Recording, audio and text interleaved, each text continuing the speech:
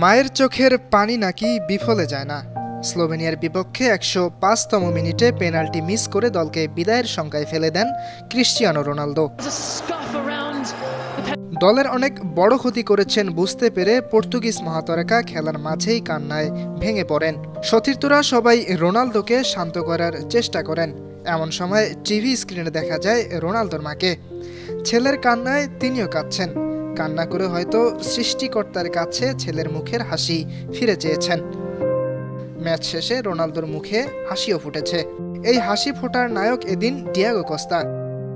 অতিরিক্ত সময়ের দ্বিতীয়ার্ধে পর্তুগালের রক্ষণে বিরাট ভুল করে বসেন এবারের ইউরোয় সবচেয়ে বেশি বয়সী খেলোয়াড় পেপে। ৪১ বছর বয়সী এই তারকা পাস ধরে পায়ে রাখতে পারেননি। পেয়ে যান স্লোভেনিয়ার ফরওয়ার্ড বেঞ্জামিন সেস্কো। তবে বড় বাঁচা বাঁচিয়ে দেন পর্তুগাল গোলকিপার ডিয়েগো কস্তা। গোলশূন্য অবস্থাতেই ম্যাচ শেষ হলে টাইব্রেকারেও অবিশ্বাস্য কস্তা। পেনাল্টি শুট আউটে স্লোভেনিয়ার একটি কিকও ঢুকতে দেননি জালে। আর পর্তুগালের হয়ে প্রথম ৩টি গোলই করেন রোনালদো, ব্রুনো ফার্নান্দেজ ও বার্নার্দো সিলভা। ম্যাচ শেষে এমন অতিমানবীয় পারফর্ম করা কস্তা জানিয়েছেন রোনালদো পেনাল্টি মিস করার পরেও বিশ্বাস রেখেছেন তাকে কিছু করতে হবে। সেস্কোর শট যখন তিনি সেভ করেছেন তার মনে হয়েছে তাকে বলটা আটকাতেই হবে।